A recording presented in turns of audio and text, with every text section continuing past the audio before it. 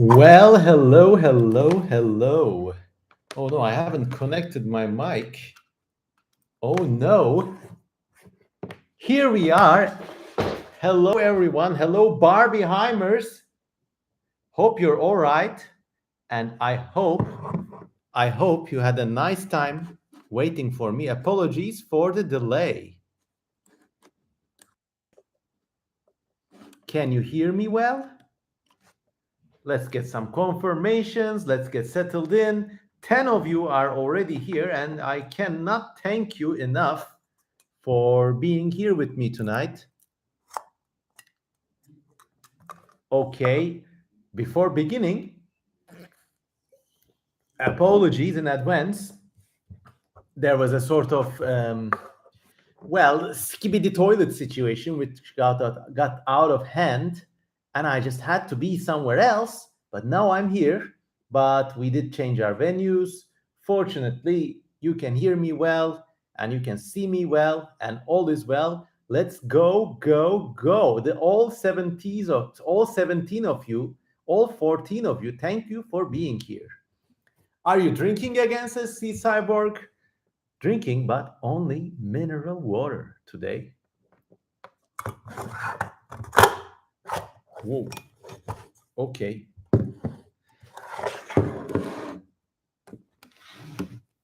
Let's get settled in. God, real apologies for the delay. I mean, this is something I would never do, but the hearts are coming, and I have a whole stream to get through. Okay, apparently, do you hear the knocking when I knock against the microphone? Or is this connected through my laptop's internal microphone? All right, I think we're connected from the internal microphone, but I'll pretend I'm speaking into this nevertheless.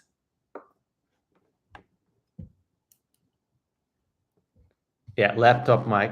Okay. We're not using good old death egg zone tonight. We're just going to go old style raw mic. God damn.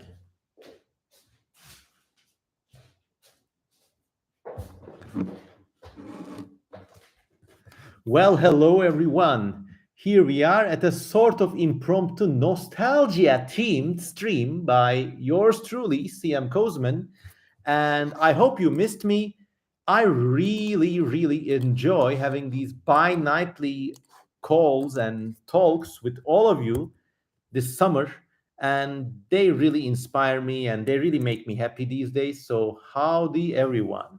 Now, as you probably noticed, this one is called the Nostalgia Stream.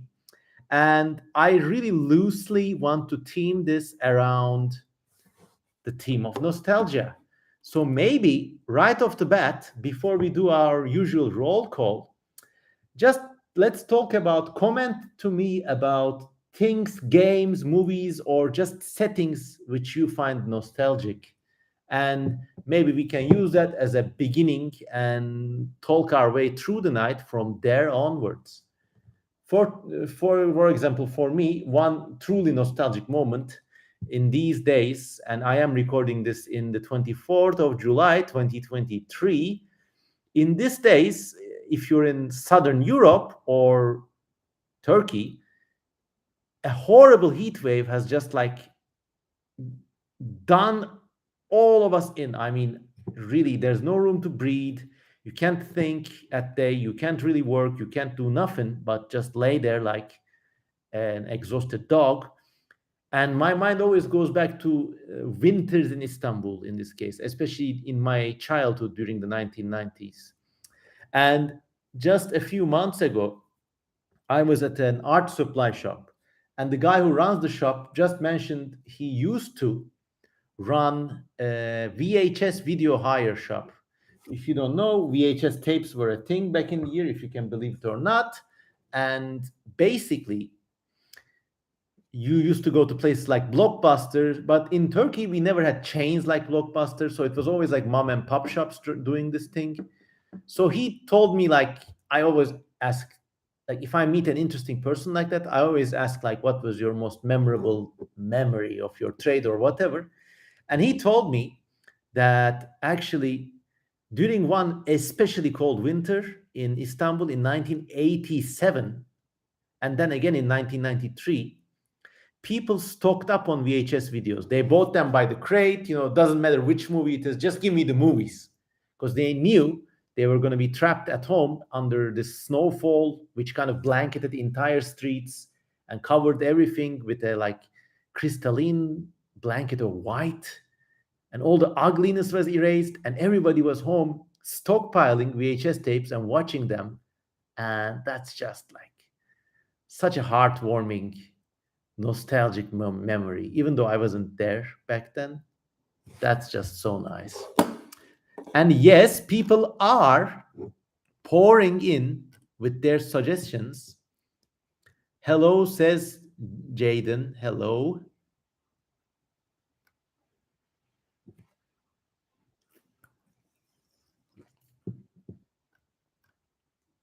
Yes. Oh, one of my friends, Gio San, took my advice on spontaneous day trips and ended up in a nudist camp singing karaoke with a bunch of elderly boomers. Ah, this is so nice.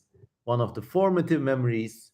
And like it will be a story that you will tell for the rest of your days. But I'm really happy when someone takes my advice and goes on these weird adventures. Just makes me feel like an important person.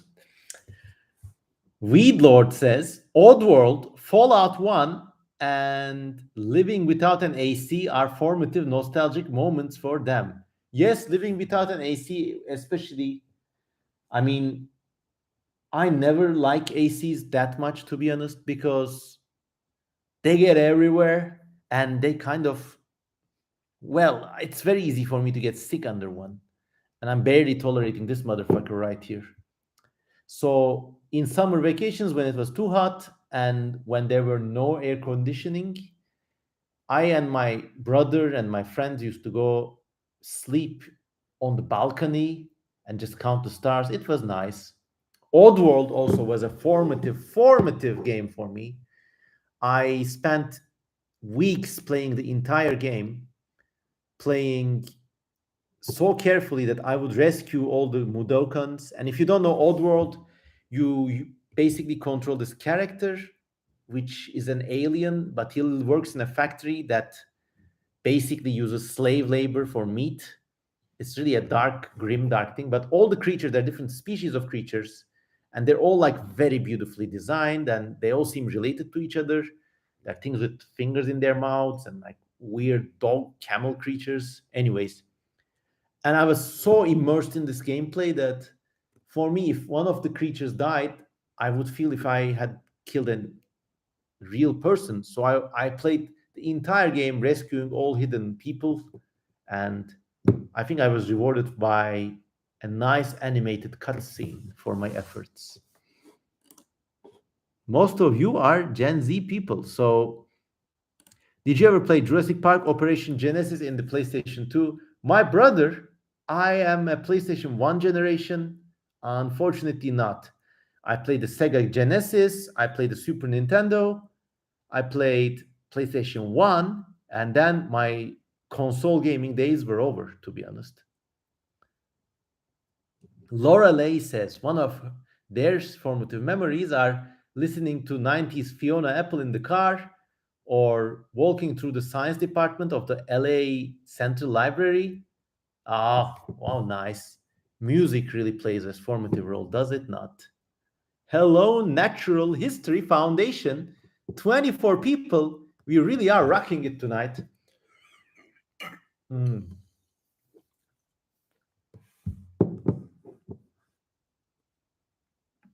Oh no. Idle Speculation says when I was in fourth grade, we used to have an Xbox. When we moved, it got stolen. Movers were wanted in Florida. We didn't live in Florida. Oh, so they were like quasi criminal movers. Very, very sorry about your Xbox. Here's cheers in the honor of your bygone Xbox idle speculation. Someone was saying back there that Ben 10 was a nostalgic moment for them. I never watched it, shows how old I am.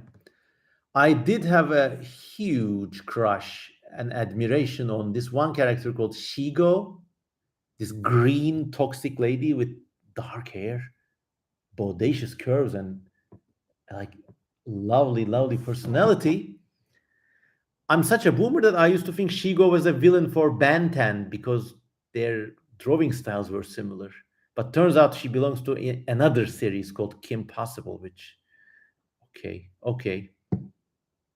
Geosan said they would rent out a game called Clay Fighters from Blockbuster. Never heard of that game. Have to look that up.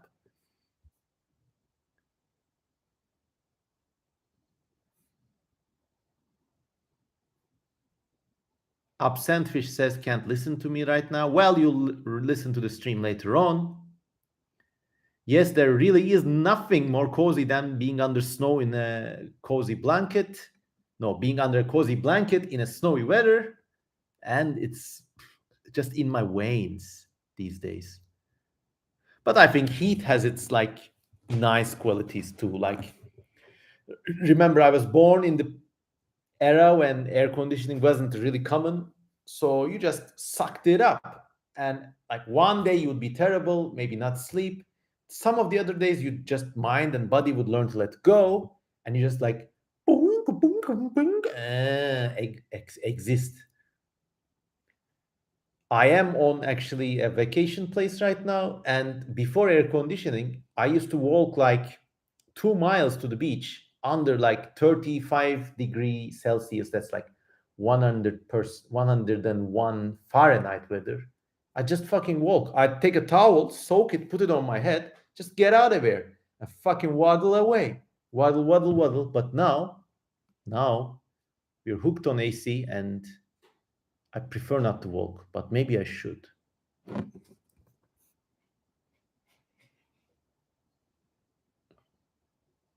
Did you know of the game Jet Force Gemini? Unfortunately, not. Mystic Mystery is back. 28 people. Really nice. Dan OCD says the smell of burnt plastic still reminds them of their emulated PlayStation 1 games. In PlayStation 1, there was something called a disc cover hack. Okay, so imagine the PlayStation 1 has a cover. You lift it, you put in the CD, you close it. When you close it, the cover hits a button which causes the CD to run. Now, there was a way actually to leave it open, prop up a kind of spring or a little stick so that the button would be pressed and the machine would think the cover is closed. Then it would start spinning. Now, if you actually waited for the game to boot and then quickly swapped into a pirate disk, 1 out of 10 times with this trick, you would actually be able to run a pirate game on it. So that was a neat trick. Greetings, Papa Kozman says, Phoenix James, greetings to you too. Oh, Weedlord says, Walking with Dinosaurs was so great. My dad bought me the whole dinosaur episodes. That's so nostalgic. Even if you can't watch VHS these days, you should, if you have those tapes, you should like frame them or like put them in a special library. Those things are there for the keeps.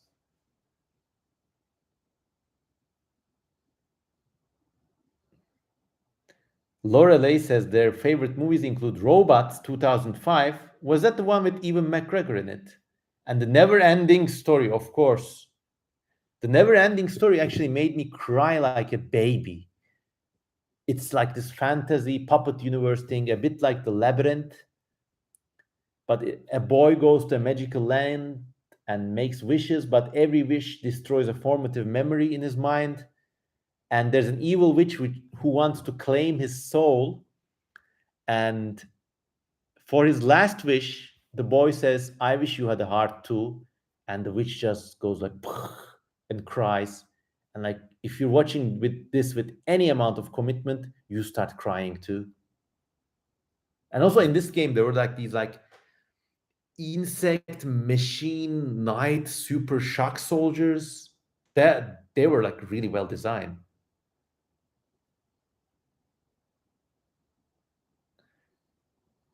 Oh god, everybody has VHS memories. I wonder what formative memories are going to be like for the toddlers growing up today because they're watching iPads or iPhones. They won't have anything physical to hold on, which is strange, which will be strange. Hello there, good stream, says Zave Drog. Okay, we reached the magic number 30. Time to do a roll call and let everybody blossom. Let's let everybody tell where they are from, and we can do a shout out and a roll call session. Also, if you're watching this just new, I don't know, I think we're just collecting the same 30 or 40 people, which is cool. But if you're new and if you're feeling generous, please consider donating to me on Patreon or buy me a coffee. The links are just below. Actually, on Patreon, I just uploaded some amazing new paintings. I've been painting like crazy here. Stuff like this, well, these are just like very fast sketches on cardboard, but I really like these. So if you want to see more of these bad boys, you know where to go. All right.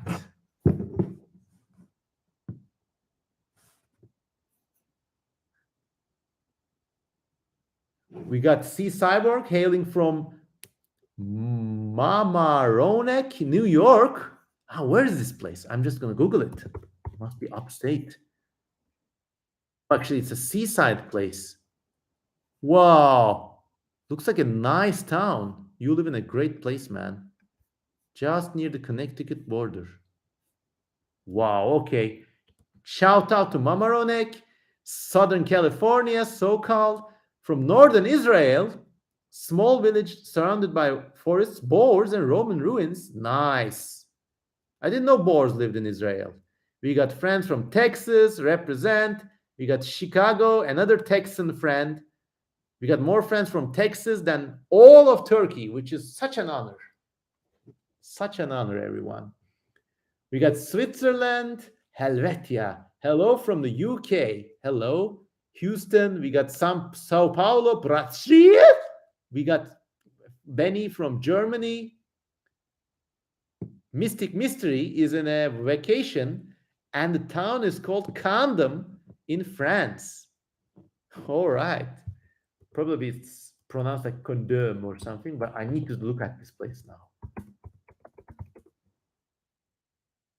It's actually Condom and Armagnac, which is a really beautiful medieval town. Wow. Also, when I'm Googling it, I see France makes condoms free for 18 to 25. Wise moves, I guess. Enjoy condom. What can I say? We got another friend from California, Jazz Dew. We got Atakan Gültekin from Izmir. Very nice. Are you Konak or Karşıyaka? We got Delta Weighted returning from Tijuana, Baja California, a nice vacation. Are you coming back to the States or do you live in Mexico? I wonder. Andre is from Brazil, but currently in Portugal. Nice. Sheffield, United Kingdom. Nice. Paranya, Brazil. Göktuğ Demir is from my hometown, Ankara, represent. My friend, please go down to the Kıtır pub near the Kulu Park, the park with all the swans and ducks in it. And if you're in the mood for it, have a tall glass of cold Guinness beer for me. If you don't drink, have a tall glass of cold Diet Coke for me.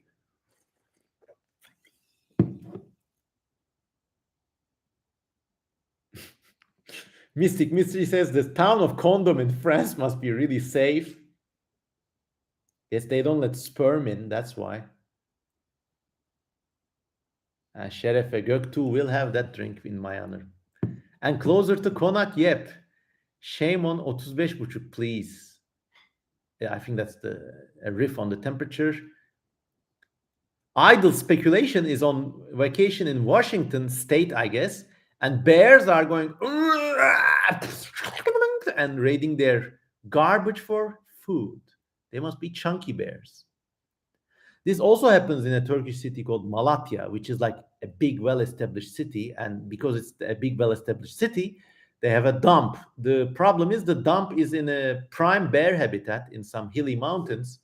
So, this Malatya city dump is full of bears that are just so rotund, you could just discover the formula of pi by looking at these motherfuckers. That's how fat they get. Unbelievable. We got some more. Sea men are arrested in the town of Condom. Okay, okay. Then Mystic Mystery says Sea Man sounds like the name of some bad cryptid. Yes. I mean, imagine things like Nightman or like weird people who come at dark. I don't know. So seamen, they must be like people who walk around the sea, and maybe if you come close, they just go swimming. They never come out. That's how mysterious they are. Actually, in one of my weird stories, if you go to my website and find the story section, I talk about some weird creatures like that. They're just walking to the surf, never come back. Who knows what they can be? Seaman is also a glorious Sega Dreamcast game.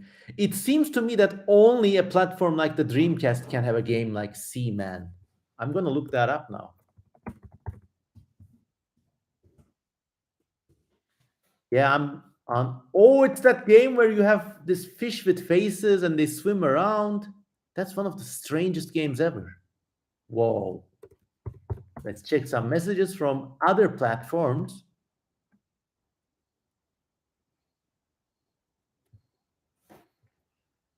Just a second.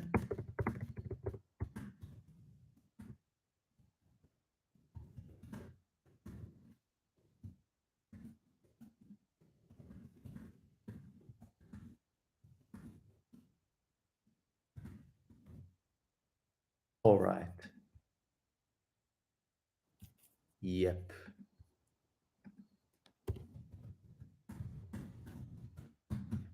All right. Let's go back. Ghosts. How about people that walk on the sea? That could be a nice cryptid too. Do you know the story of uh, the strange saint of the Bosphorus? Hüdayi? Well, must pronounce. Okay, so there is a Ottoman era mystic called Aziz Mahmud Hüdayi, who was born in 1541, so he's not extremely ancient.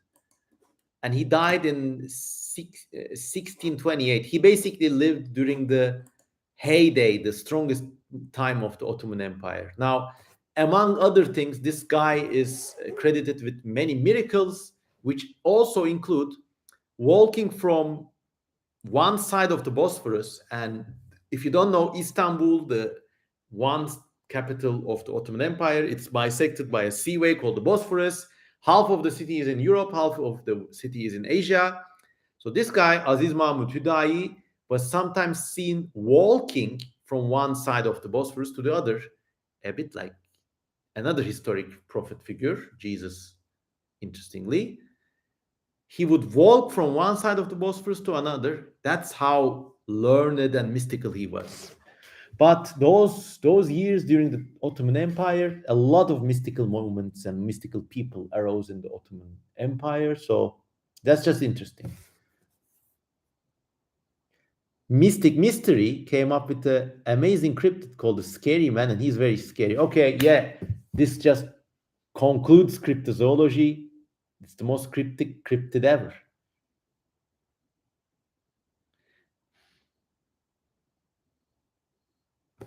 C Cyborg says, has anyone had ever had an encounter with a ghost? Yeah, actually, let's pivot the conversation this way. Everyone, if you're listening, name and write about all and any encounters which you may have had, which rationality cannot explain. It could be a ghost sighting, it could be a UFO sighting, In my credit, I have had certain dreams which later came true, and they came true in such settings that there was no way I could have guessed these things. So that's mystical. But then again, I guess I was thinking about those situations or those people just so hard that eventually a dream like that was about to occur. But maybe in my secret place, away from the rational part of my mind, I like to pretend I saw the future.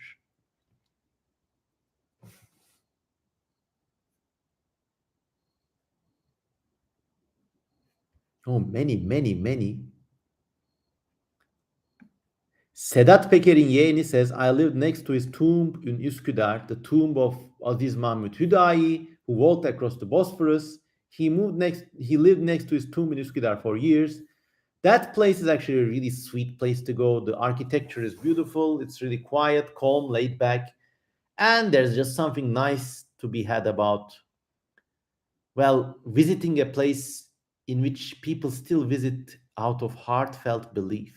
People go to that tomb to like pray for their loved ones if they're having an exam, or like if they're having a hard situation for their kids to have good schools, stuff like that. So it's like a nice location of folk belief, let's say.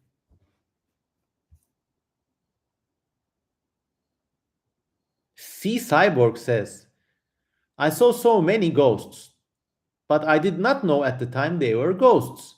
My parents just told me the stories after. But apparently, I would always buy ice cream from an imaginary ice cream man and talk to guys in our backyard.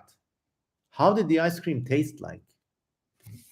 See, when I encounter testimonies like this, I always like to probe a little. I had a friend who suffered from a mild form of schizophrenia. She was an artist. And I remember one day meeting her, she was feeling very like down and out, dejected. She was saying, like, there's a voice in the radio telling me to kill my mother. The voice says he is the king or emperor of China. Now I know, she said, she was like high functional. She said, I know, I've been to doctors, I know this is false, but it sounds so real. I just don't know what to do. And I told her, if this emperor of China appears again, China is not ruled by an emperor for a long time now. And I said, like, if these things happen again, question them, ask them who their mother was, if tell them that China in this universe is ruled by a single party state and not by an emperor. And a few weeks later, she told me actually she did do this and the voice went away. And I'd like to take credit for that, but I don't know. I don't know. So, what did the imaginary ice cream taste like? C Cyborg also says that they saw so many weird creatures through their life, either as dreams or as hallucinations. Some of them were very scary, but at least they make my life interesting. Very interesting. What can I say? I mean, I could suggest in my normie humility for you to record all of these things as they happen. Keep a journal, and I mean, I would love to read it, and I bet other people would too. And I think it would be a nice accomplishment. Maybe these things are coming to you for a reason.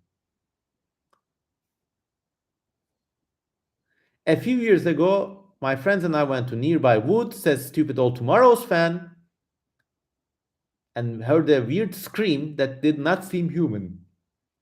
We ran straight out of here.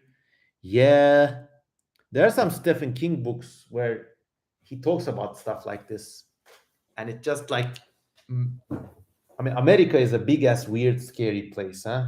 You got all sorts of scary stuff roaming the nights, and also people's imaginations. You got the satanic panic, you got alien abductions, you got all these missing children. It's really scary. So if you hear a scream, you did the right thing. More paranormal accounts from the Kozeman family. Living in an old farmhouse, I had experiences all the time, says Phoenix James. Once I was getting out of the shower and I felt like an ice spear went through my chest. The rest of the evening, I was freezing, all my muscles ached. Ooh, a poltergeist passed through you. Interesting. I mean, I had quite recently this horrible, horrible night terror nightmare, which was so real and I was just so fucking scared.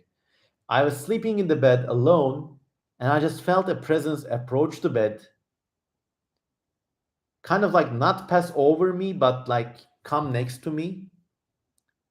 And as it approached, there was a weight building up on my chest, but I also felt like, okay, fuck, something is coming. Then as slowly as it approached, went away. Now probably was a like REM sleep forebrain kind of thing, but that was a nice experience. I think it even feels nicer, like savoring the supernatural aspect, like asparagus flavored ice cream, savoring the supernatural aspect, while also probably knowing why it may have happened, at least medically. So, yeah. So, that's like one entity I encountered in my life, the silent approach creature. I mean, if you are there, just if you come in that late, just suck my dick or something. At least I get something out of it too. Who knows?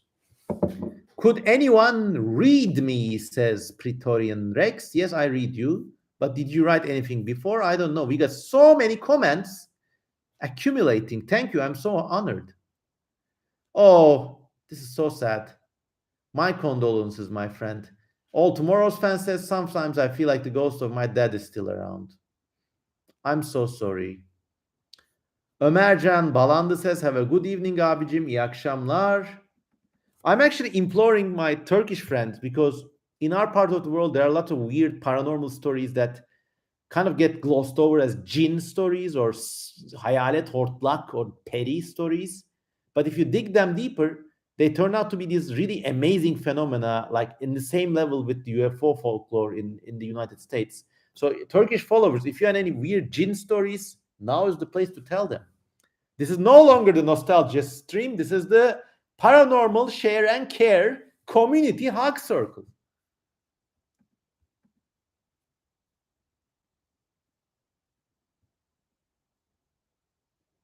Okay, many, many comments.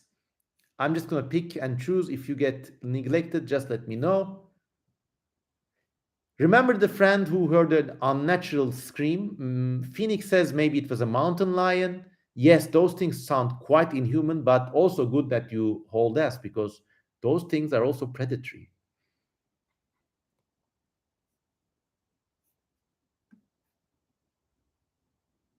I do have a notebook where I write down things I see on a dream. And after a point, it was all distorted writings and drawings there. Well, I have a dream journal too, actually. It's, God damn it, right here with me. Where is it? Ah. Behold, the CM Kozeman Dream Journal. Now, a lot of this is very private, but I just want you to name me any day and any month between July 2016 and the present day, basically, and give me a day, a month, and a year, okay? And I'll pick at random. I'll pick 3 dates at random and read about them. So give me dates, and we'll see. We'll see how these go.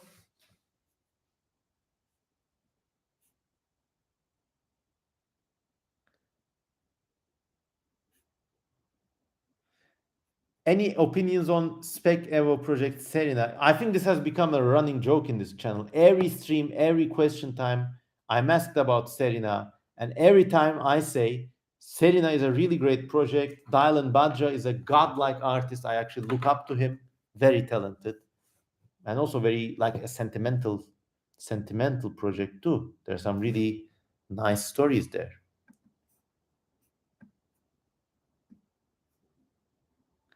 Benny says, my mother had dreams about relatives dying that turned out to be true shortly after. She has second sight.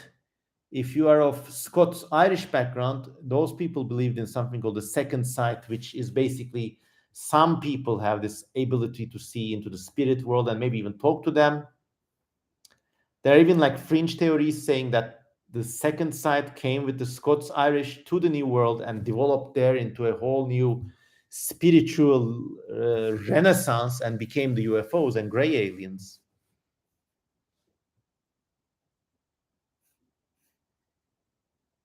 Okay, dates are coming. December 21st, 2021. Let me look that up.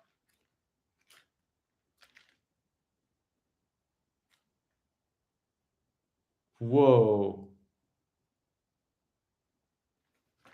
Okay, we got one on the 23rd of December. I'm reading. My father and I visit a strange historic Anatolian village. I scrape some clay and straw walls and whoosh, uncover a strange tomb. Nice one. Oh, got many times. November the 19th, 2019. Let's see. That's number 2.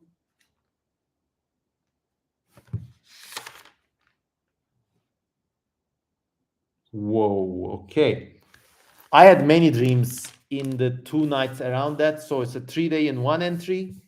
Let's go. November the 19th. Well, this is actually a 16th to the 19th, but still.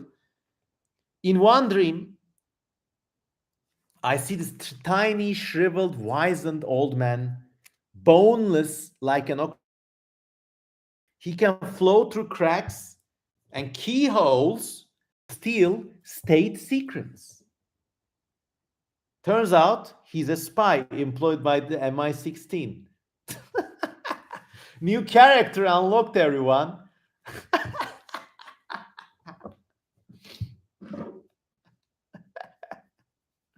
His name is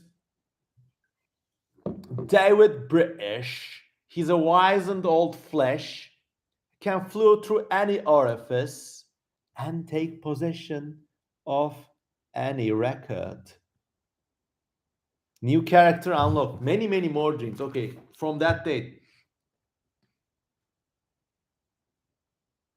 So in this dream, I saw this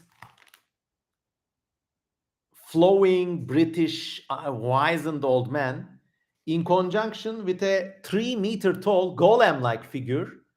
And some voice tells me this wizened, slimy, flowing old man is a symbol of Britain, and the golem, the tall, giant rock creature, is a symbol of the United States.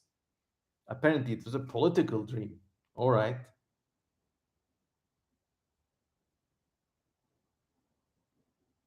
So then there's a sentimental family dream. All right. And it's about basically I'm in my hometown of Ankara again.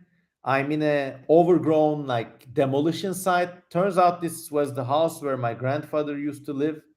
And in the ruins, I saw a man who looks like a dervish, but his face is covered with a strange whitish blue makeup. But between his eyebrows, there's a yellow patch. Then I see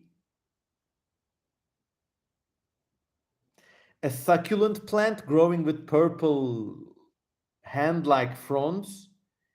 And when I see this plant in the dream, somehow I start like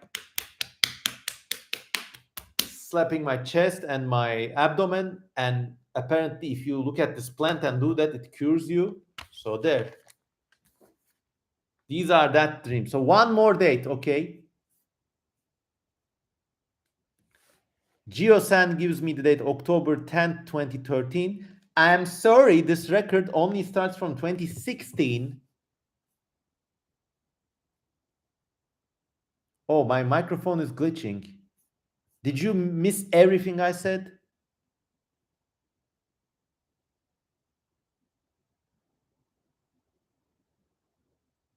Just waiting for confirmation if everything I said was missed. Or did you hear about the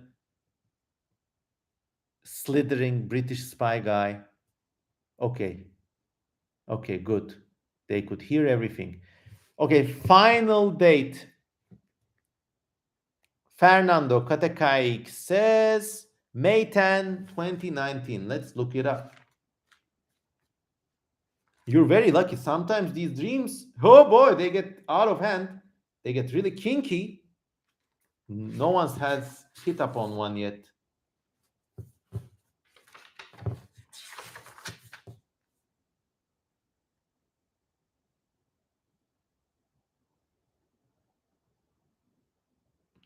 Okay, you hit up on a very strange one. Basically, I'm in the national service, but I serve in the so-called etiquette and diplomacy department due to my scoliosis and fallen arches. It's like a school with rote learning and dismal lessons. I miss one lesson, but then regret it furiously. And if you're curious, this is what a page of the journal looks like.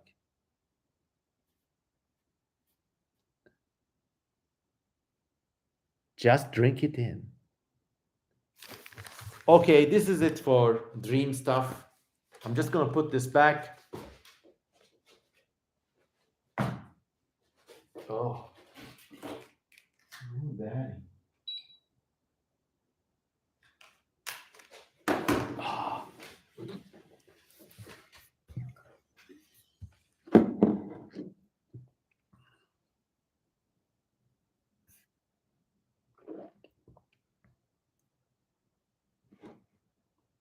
See, Cyborg says their mother dreamt of Stephen Hawking dying. She really has second sight then. Okay. Mystic Mystery says, have you ever shot a gun? Unfortunately, no. I would love actually, I mean, as a hobby marksmanship, I would love to like shoot at targets. But in my country, well, you can go to shooting polygons. But I'm such a scrawny guy.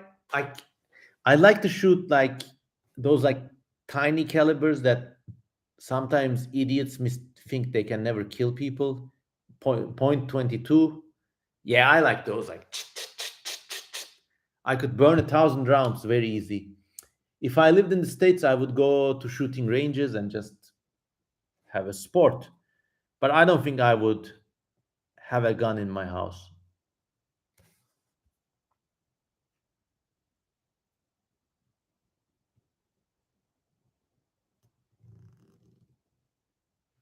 Ooh, some very scary dreams there.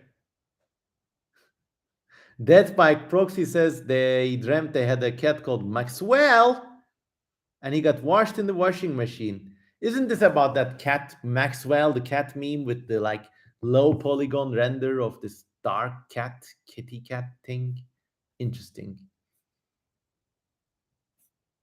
Let's check our other messages section.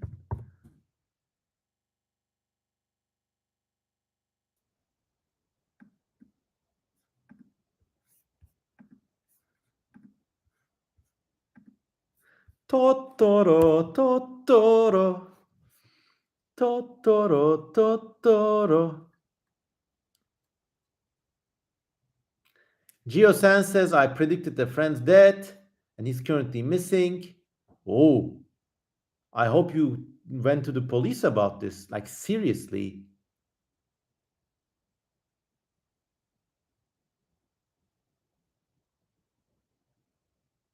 Apparently, the cat Maxwell in Death by Proxy's dream was cream with long fur and blind in one eye. So let me give you some tips about keeping a dream journal. You always have to have it with you. That's why my dream journal was by the bed. You always have to have a pencil or a pen in the room. And like when you wake up, you have to write. And just like sometimes I sleep so nicely. I also miss recording my dreams, but I think I have like vivid dreams once or twice a week. And out of these three out of one I get to write down, which is a good number. But sometimes there are entire months without any noticeable dreams, and this increases the older you get and the more predictable life gets. Source: it was revealed to me in a dream. Exactly.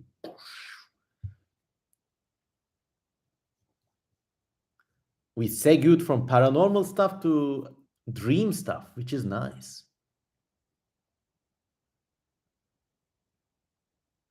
Stupid All Tomorrows fan says, just call yourself All Tomorrows fan, man. I don't want to call you stupid each time I read your name. They say they dreamt of going to Proxima Centauri B and met intelligent races there, which inspired me to create such a race. This is very like early Enlightenment, Romantic era. A lot of scientists basically operated this way. They said, oh, I had a dream in which somebody told me about a book about somebody who lived on the moon.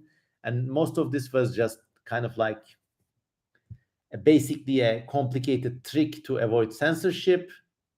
But still, they really could mix like real science with their dreams and intuitions. So that's very interesting. BC says, yes, Johannes Kepler did it. And I'm actually quoting from my friend TK Sivgin. He told me about the entire story about Johannes Kepler and his book called Levania. In fact, if you go to other videos on this page, me and TK Sivgin have a nice podcast about this.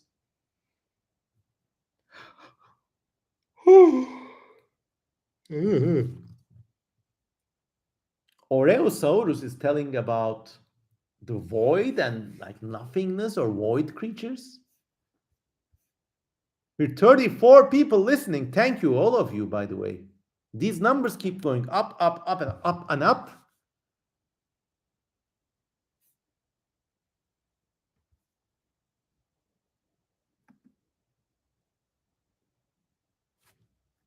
Everybody's talking about the void, but which void is this? Is it something in a fiction, work of fiction, or is it like the nothingness you see in dreams? I don't know. Benny says, I was stuck in an infinite public bathroom, which was red, and losing my bag there. Every time I thought there was an exit, there was just more bathroom.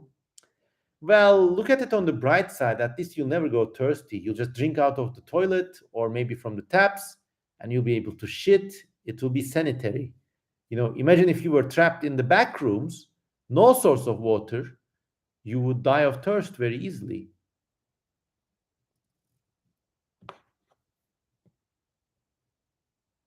Wow, everybody's talking about this guy Void. I don't know much though. The void looked like beyond the fourth dimension. The void looked like one of Oreosaurus' dreams. What's worse, the back rooms or the average public toilet? Asks Phoenix. Of course, the back rooms is worse. Every 5 minutes, there's a monster, some shit or something. The average public toilet, it's dirty, okay, but it's not gonna kill you. This is one of my pet peeves, by the way. I have such a low threshold of disgust. Some people I know, they go to a park, there's like a chewing gum on the table or something, they get grossed out and angry. Oh, how stupid. I actually like going to filthy, dirty places, and something about them kind of pushes my buttons. I wouldn't like to live there, but going there sometimes isn't so bad.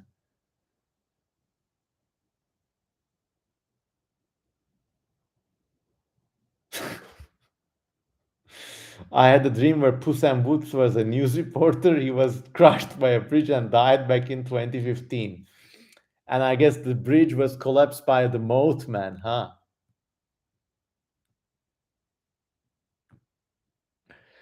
What's your opinion on people saying the backrooms has been ruined by people adding monsters and entities? Yes, some videos have this inflation of monsters.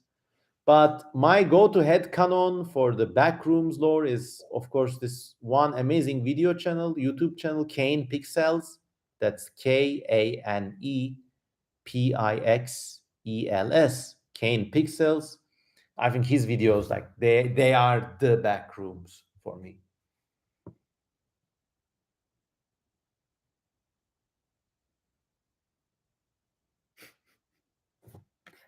Puss and Boots was a media reporter. God damn. Here we are reporting from the Lehigh Valley, and then heavy rainfall. God damn.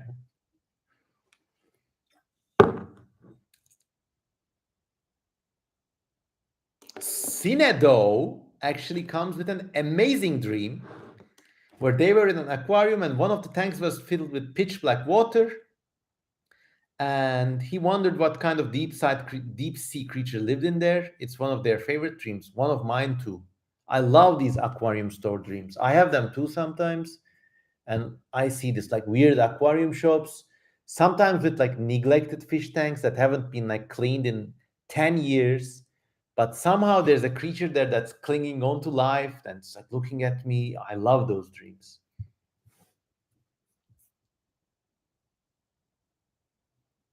Geo-san asks, are you Jungian? I honestly don't know much about the distinction between Freud and Jung to claim anything. In as far as I know, Freud is like if you have mommy issues or daddy issues, they get transmitted as traumas, where Jung is more on the side of a greater public subconscious revealed to us in dreams. And this can or cannot include also past family traumas and stuff. I don't know. I think there are different types of dreams.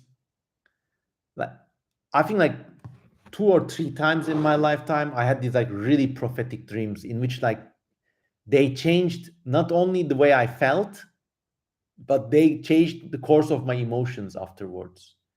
And like one of them was very clear. Like I was living in my bachelor's pad and working a heavy advertising job, and the job was kind of tough, and I was like alone basically. And one night in my sleep, I don't know, like some bad shit was happening, like relationship stuff, whatever. But I was alone in this house and I slept and I dreamt this deity or like female goddess that kind of looks like Hathor of the Egyptians, or the Demeter of uh, Ephesus.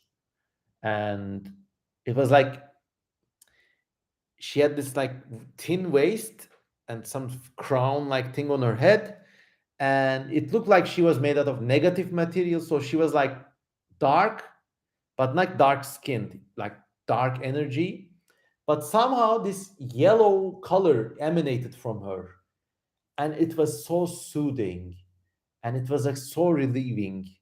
And you looked at this thing, and I looked at this thing, and I felt like nothing bad could go wrong, and nothing could hurt me. And I had this like satisfying sleep, and I felt like I was consumed by this euphoria, is the best way to describe it. And so this was like a universal mother figure. And after that dream, not only did my incipient depression disappear, I like began to acquire this current like unflappable and mostly positive character that you all mostly know me as. So yeah, that was a turning point. So that's one kind of dream, like once in a or few times in a lifetime, change your life fucking kind of dream. Then you got the also very rare, but like maybe you see the future, or maybe you see like after the death of a relative, I've always dreamt of those relatives, even when I did not know they died. So I also like classify this in the category of like really weird prophetic dreams. Then you have dreams about ex-girlfriends or boyfriends if you're, and then sometimes these dreams also feel weird, like a telepathic link between you and them. Sometimes these dreams are about people you never meet. Like, I don't know if this is the same with you, but if you're a biological man, this I've heard this happens more. Okay, don't blame me. But sometimes I have these sexual dreams about like these girl next door types. I never knew. I've never seen, but they're not, to me, they don't appear like random sex dream ladies. They're like, they look like people I met in chat roulette or something. It feels like they have characters, like it feels like they have a life of their own. It feels like they're connecting to me from somewhere. And then the dream is what it is, obviously. I mean, you wake up and say, amına koyayım yine hamamcı olmuşuz ya, which is the Turkish word for saying, who daddy, we had some nocturnal emissions again.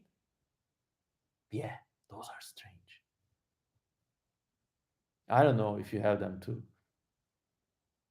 Then you got the more silly dreams, like the British spy who's like a slimy, crawling shapeshifter. And then you got like other dreams. But now this all started out as an answer to, are you a Freud guy or a Jung guy? So this is as close as I can get to Jungian territory. I think some dreams have something weird going for them. Maybe it's like a very, very latent sense of time where you can see the future or parallel universes. Who knows? I see, like, it's perfectly healthy to think of them this way. But both Freud and Jung have such dense writing. I should get my head into them sometime.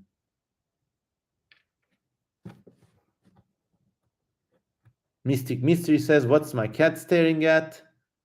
Probably the patterns on the wall.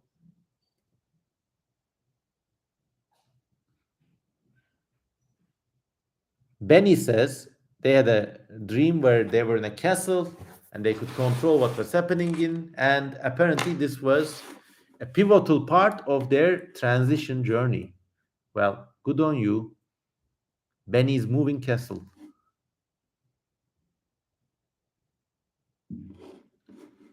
Oreosaurus is transmitting some weird CIA formula. Dude, if you're gonna do a number station trick, don't do this on my channel. Celal Chanel says, hello, Cem abi. This is unfortunately very common.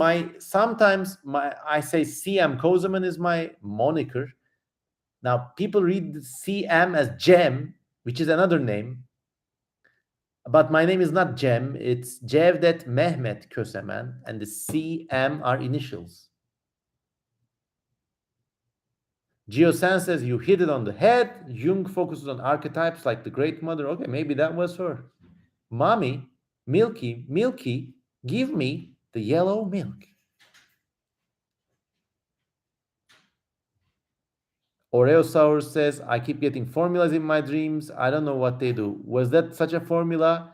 2H2O2, 72, H20, OZ, H2.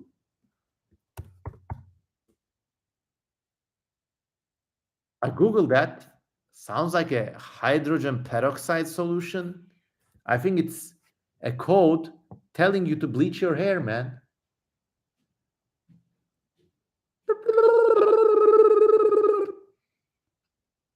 We didn't do much singing tonight, did we? I hear the sound. Let's check some messages.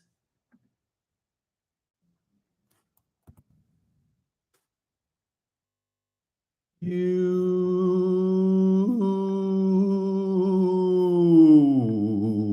kiss me. With your kiss, my life begins. Your spring to me, all things to me. Don't you know your life itself?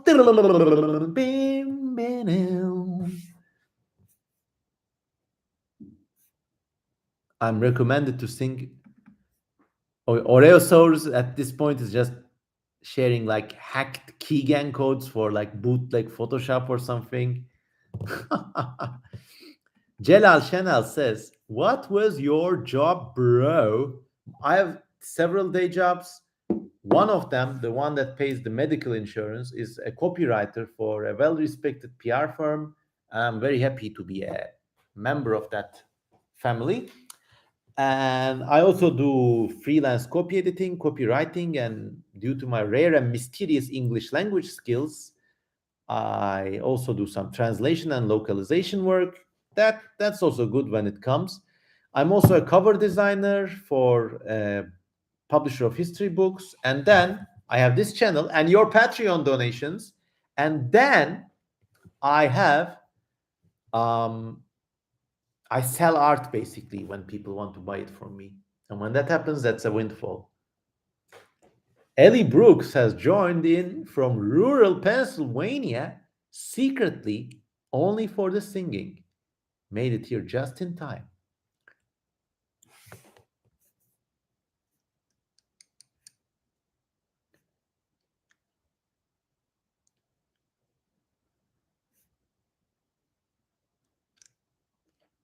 Phoenix James says, I love how unhinged some of your comments get. Never know what to expect next. Thank you.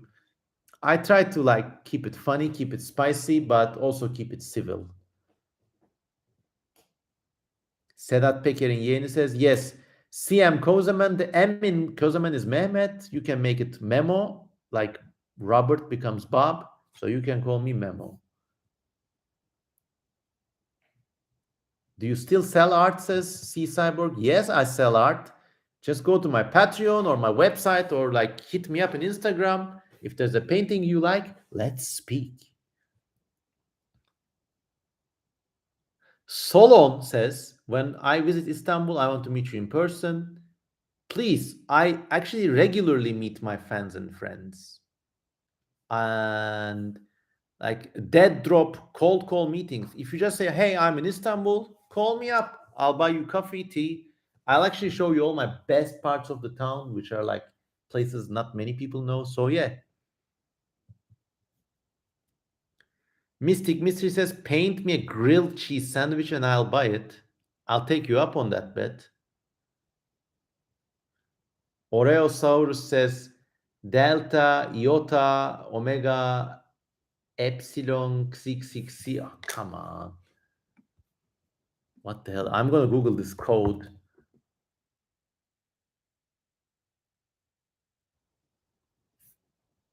Not much. Well, with these numbers, you should try the lottery, my friend. Mystic Mystery says $250. Okay. Yeah, I will paint you a grilled cheese sandwich. I'm actually screenshotting this comment.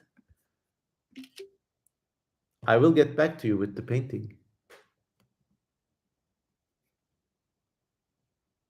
Benny says everybody writes their weird dreams. This could easily be a book, would be really interesting. I agree, but there are as many dreams as there are people, and there's just such a wealth of information that it's easy to get lost in it. I mean, I'm writing all these dreams down, and I don't know what good they're gonna be, but I just write them nevertheless.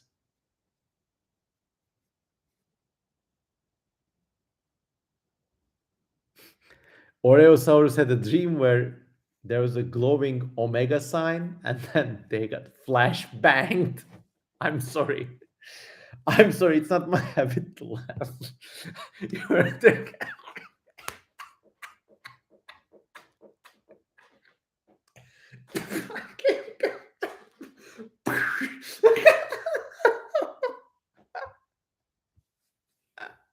oh, fucking. Oh, oh man. Are you making this shit up? The what broke with the straw, what the camel that broke the straw's back was you actually says flash banged like some Counter Strike chat kind of shit.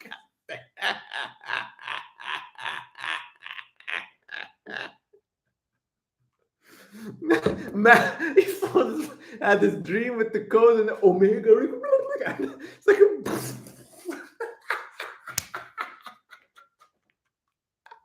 Ah, ah, ah. Amına kodumun.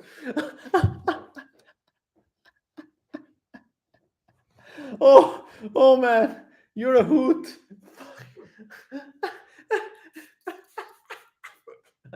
Flash banged.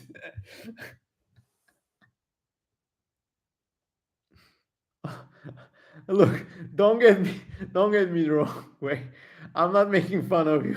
It's just it's just the way you're telling this prophetic dream with these names and numbers, and then you get flashbang like some CS:GO.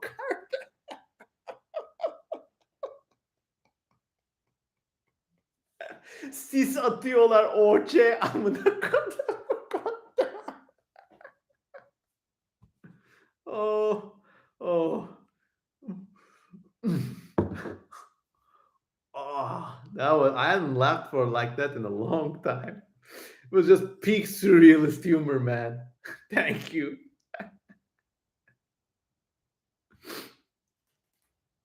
Sis atıyorlar OC. You have to realize that what informed that outburst was in my home country. There's like robust culture of basically teenage horny boys playing CS or fucking CS:GO in like these internet cafes, and then they'll like flashbang each other, and like they throw these smoke grenades, and there's even like this common saying like "no folk son of a bitch," which is like "sis atma oche," which is yes, flashbang really has extended into real life. Solon says I rickrolled my sister by basically writing the lyrics of the song in Greek. Hope she translates it.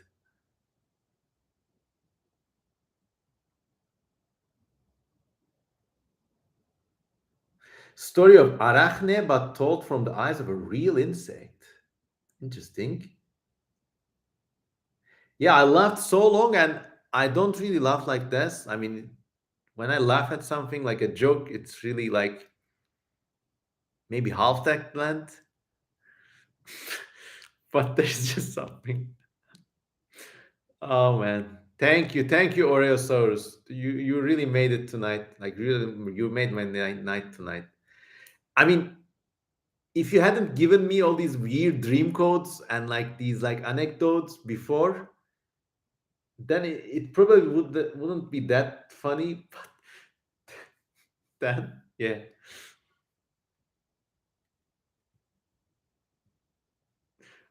Oreosaurus says I was in a water balloon fight, but instead of water balloons, they were grenades.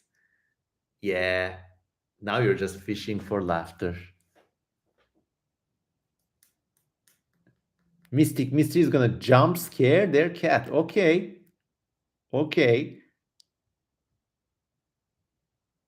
okay. I hereby designate Oreosaurus, Oreosaurus, Flash Banger, Royal Flash Banger, Incarnate. This is your title. I'm just writing it here. Royal Cosemenite Flash Banger Incarnate. All right. Bestowed upon Oreosaurus on 24th of July 2023. Yeah, you get these titles. They're royal titles. They're not earned by money donations, but like acts of unusual merit or valor. So far, we have this friend who basically I had this big series of frog videos where I talked about almost every kind of frog, every genera of frog.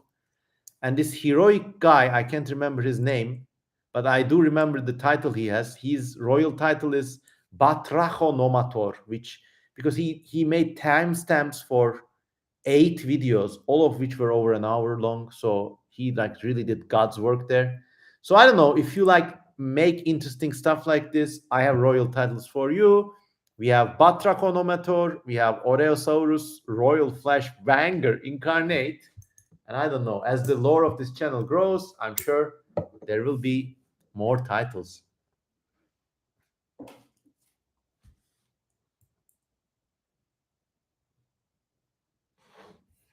Congratulations. We should world build a Kozamanite micronation with these titles at this point. Okay, me with my humble folk of 40,000 subscribers and maybe around 200 diehard online friends. Yeah. Has anyone made a Discord server yet? Says C Cyborg. I don't know. If you make one, please let me know. Actually, I should make this, but I don't have Discord. I don't know how to use it. But so yeah.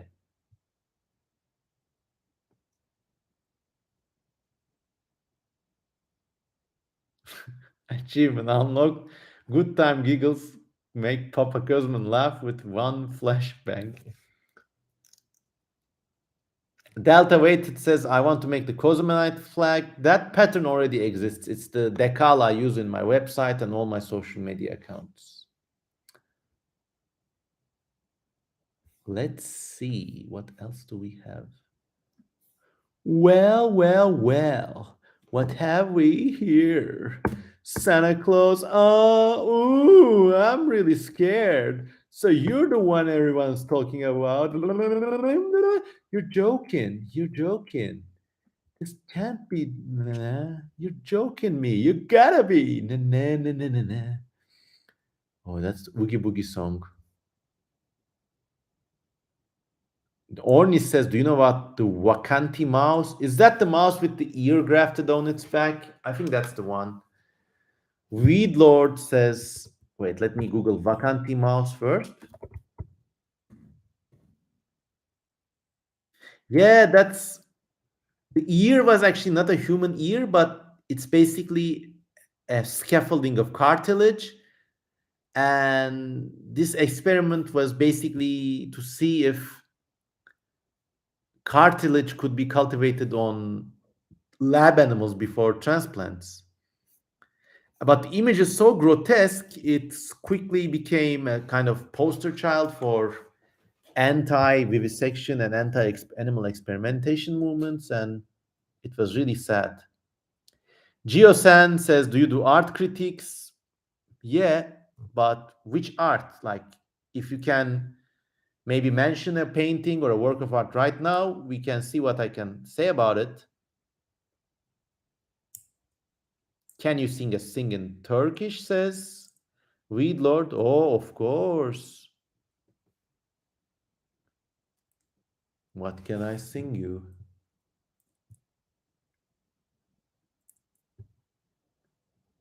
Vur, vur bu akılsız başı duvarlara taşlara vur. That's Tarkan. Also, now you see, when I'm thinking about something else, the songs always come. When I'm thinking about songs, they don't come. It's like looking for a Lego piece you really need in a bag of Legos. That sort of shit. Please sing Duyanlara Duymayanlara. Was that the election song? Actually, that song was pretty nice. Haydi bir daha, bir daha, bir daha. That's another election song. I don't know. Since you're singing in the Turkish mindset, teach us some Turkish insults and slander, says Phoenix. Okay, the Turkish language is really great for two things. One of them is dirty talking, other is insults and swearing. Now, sometimes young friends watch this, so I don't want to make this channel too insulting. But like when you hit your toe on a rock or something, or when you drop something, nothing beats a like healthy, satisfying hasiktir. That's nice. There are a lot of other Turkish profanities which involve things to do with the birth organ of somebody's mother. But even in my daily life, I make a point not to use them. I just think they're vulgar and they make me sound like a rube, if you know what I mean.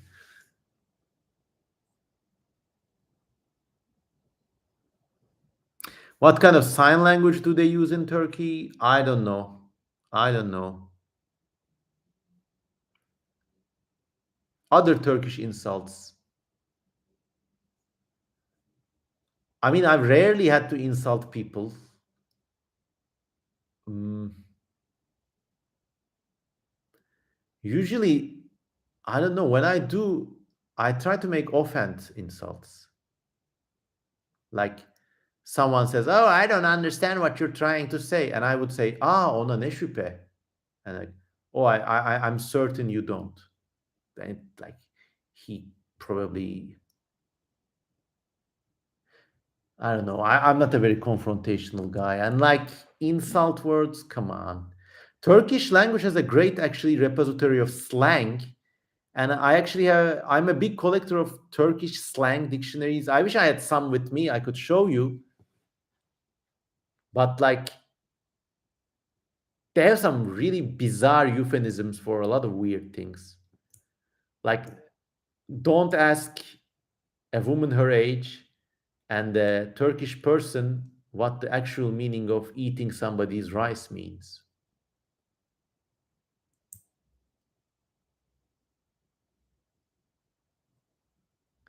Celal Şenel has likened my Turkish slander to Zeki Müren, the OG Turkish diva. God rest her soul. I heard dönme, Solon says, is a Turkish slang for trans people. Is that true?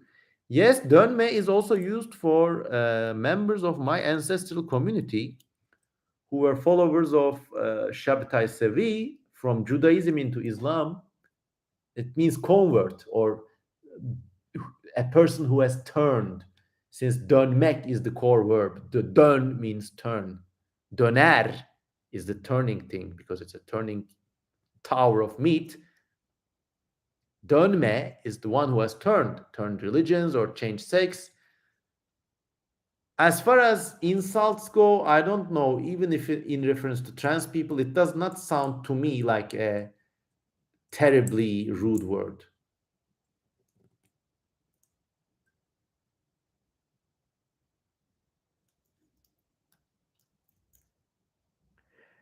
Benny says, do you ever wish a Turkish word existed in English? Yes, two words actually.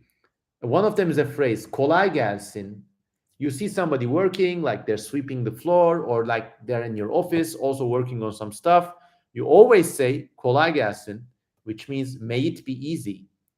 And it's an expression that says you wish them a nice time, an easy time at work. It means I see that you are like working hard and I wish the best for you, but in a like colloquial and friendly way. No surprise that Western languages don't have an equivalent for this because for them, work is a good thing. Work is productivity. You have to be productive. Whereas people in Turkey and also like neighboring countries, Mediterranean cultures, Eastern cultures, they get a bad rap for being lazy. What the fuck are you not lazy for? You're gonna like end up somewhere else? This is actually something I really value about life in Turkey. They know that work is just chore. It's a travail, or that's how they say in France. Work is hard. You have to wish people good for it. You have to appreciate them for it. Also,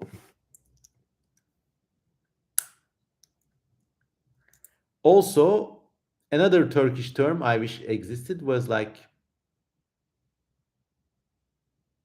I think like kesene bereket or Allah razı olsun. Kesene bereket means thanks. If someone pays for your lunch, you say kesene bereket, which means thanks for paying me. Or you say Allah razı olsun, which means God be with you. Like these are nice things about Turkish culture.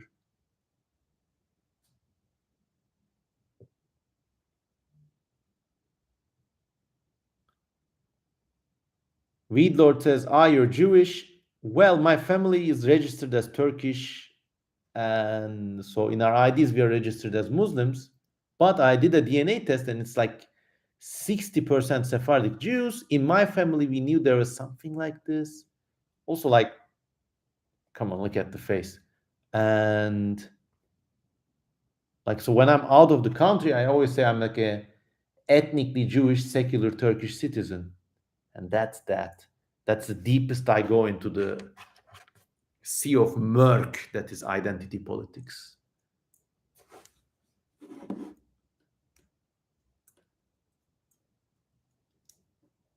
Gloomy says, "Do you plan to learn a third language?" Xero ligo elenika. Actually, I know a little Greek from a old girlfriend. I learned the language for her.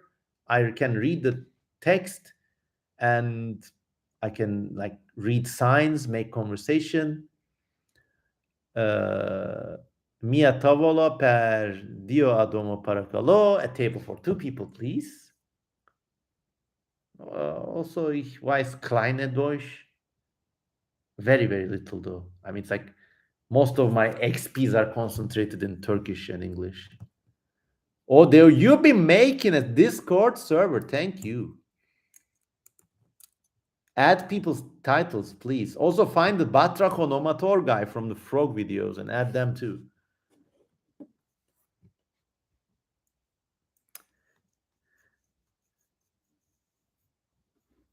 Sedat Peker'in yeğeni says, "It's a common habit in Turkey. When we hear a person speaking English, we try to make them swear." Yeah, I know this thing. I think it's pretty juvenile. I mean, look, you don't have to be Turkish. You could be from Persia, Greece, wherever. I don't understand this like desire to get the foreigner involved with scat or like with slander. Why? You got such nice things to say. I mean, like every culture, Turkish culture has so many nice things to give to world. But like, I mean, I consider it a bastardization and like almost a traitor's act. You see someone English, oh, say fuck. Imagine Americans treating somebody from France or Turkey that way. What would you think they are? Bunch of fucking assholes. Have some more class. It is a very human thing, though. Yeah, making other people swear because they're your tribal out group. Yeah. Okay, okay. It's not. It's parochial.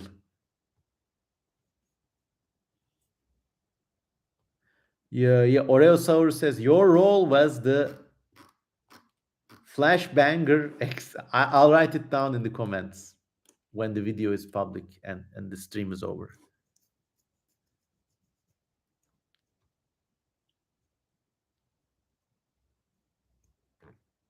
Have you watched Big Fat Greek Wedding? The men in the family get the groom to say embarrassing things. Yeah. Well, I mean, how different are Greeks from Turks, huh?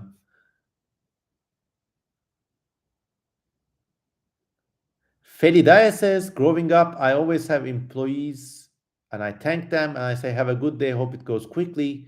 So I think that's as close as you can get to the Turkish expression of kolay gelsin.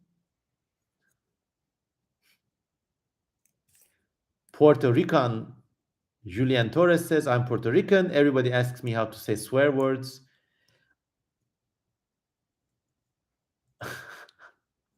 Okay. I heard people from Nicaragua like to swear a lot. I don't know if that's true.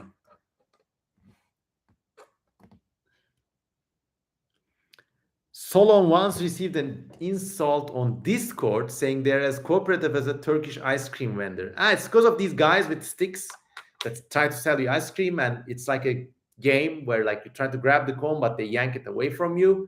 And basically, it's kind of like a tourist trap thing. But I think it was a friendly act of slander. I don't know.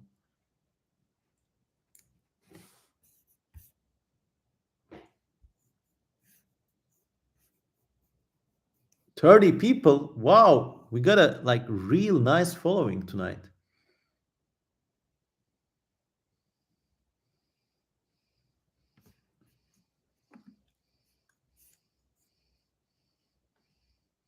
Let me check my messages.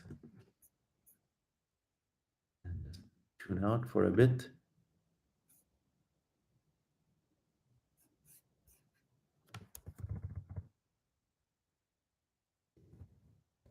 Somebody shared a map of the flat earth beyond the ice wall.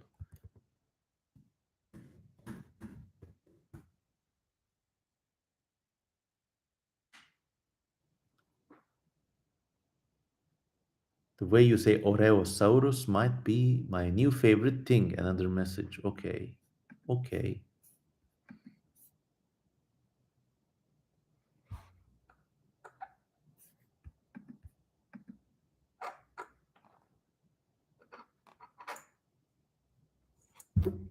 Fernando Katekaiks asks about my view on how magic works.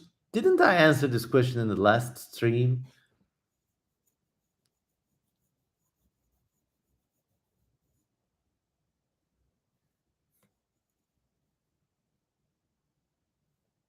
Do you have any tips to get how to get motivated for every day in art? Always carry drawing supplies with you, even if you don't plan to engage with art that day. Like you see my backpack, I take this to work, I take this to the beach. In this backpack, I always carry my sketchbook. And the sketchbook isn't much, it's just a bunch of paper held together in one of these clip things. And I always carry my art with me. You never know when the time might strike. I mean, I just sketch stuff. Hmm? I sketch people from like the bus and then watercolor them later. Always keep your mind and eye trained and sharp and keen so you will be ready. I've got lots of sketches. If you subscribe to me on Patreon, I share raw scans of these pages every now and then. So yeah.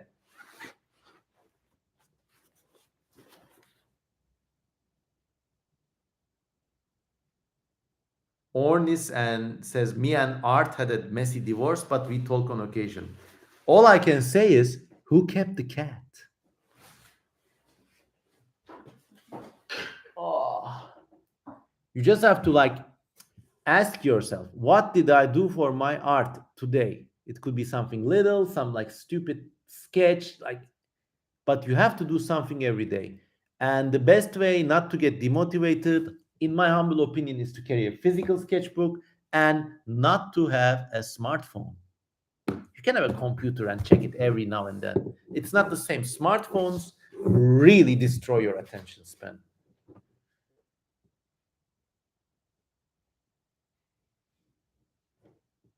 Phoenix James says, if aliens came tomorrow, huge federation with hundreds of sentient species, what would your personal reaction be?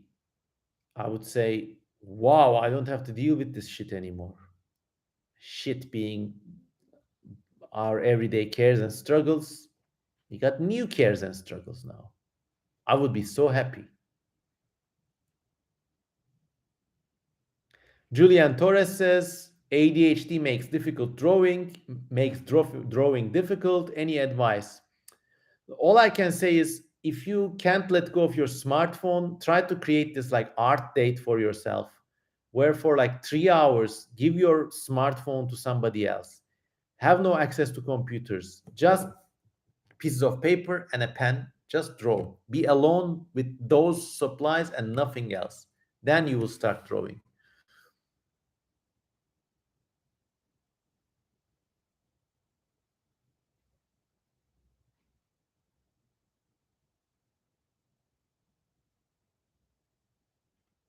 Mm-mm-mm-mm-mm. Oh, it's getting late, almost 2 a.m.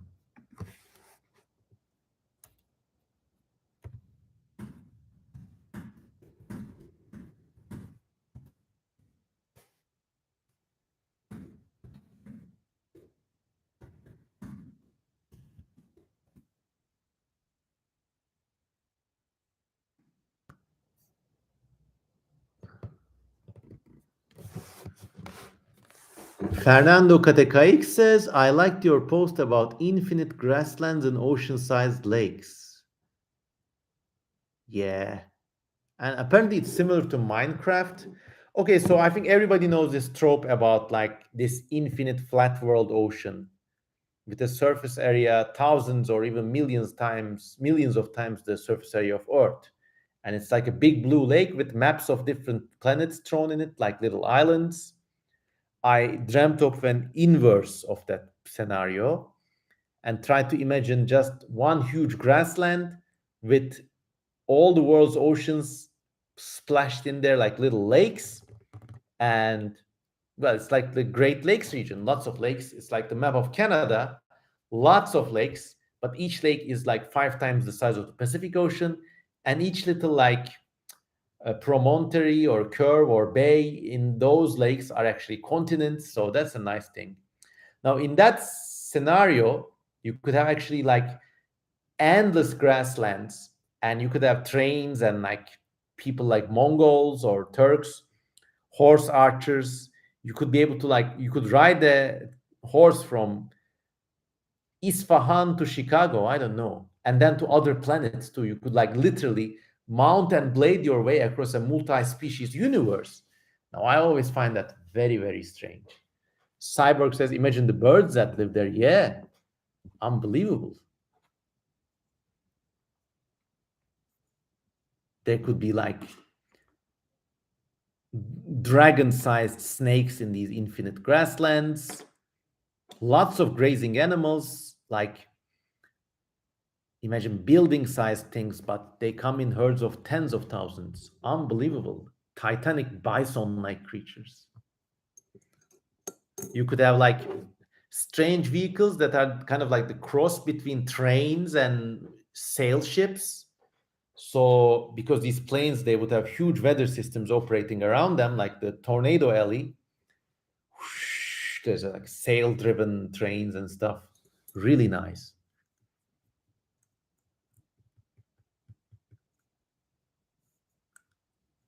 Feel free to steal this concept for any project you are running.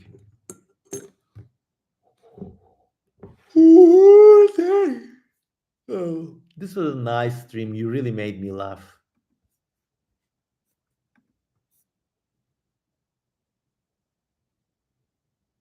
And the burrowing animals on those infinite plains, yeah, there would be moles the size of sheep, or like seal-like animals, but they live in the, and it would get like, you could have this totally different kind of biome where it's just this like one muddy swamp, but it's like twice the size of the African continent or something.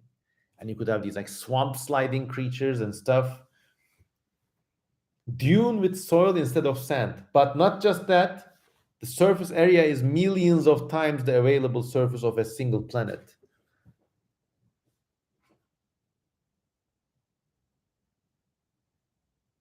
People really like this concept. Take it, go away with it. Take it, it's yours.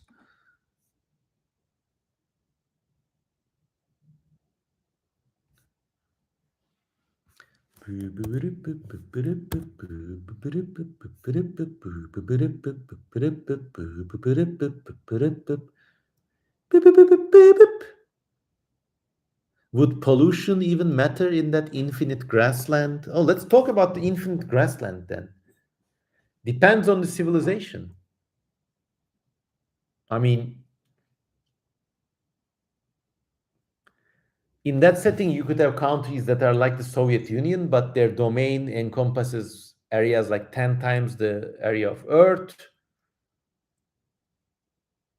It would be limited by the extent of radio. Since this is a big endless flat Earth, there would be no satellites, but there would be these like very tall towers which broadcast for kilometers on end. And I think hills and mountains would be strategic places because, well, they command great distances for communication.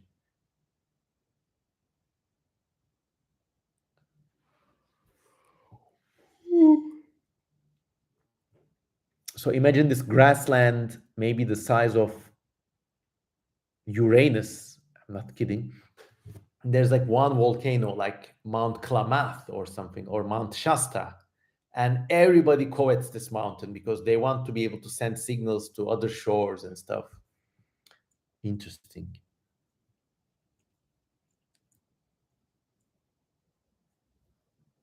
There could be trees, there could be forests.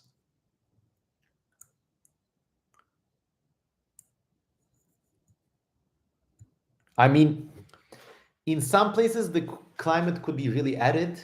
Since this is an infinite land, there could be regions so far ahead that land plants just did not have the time to spread to them yet.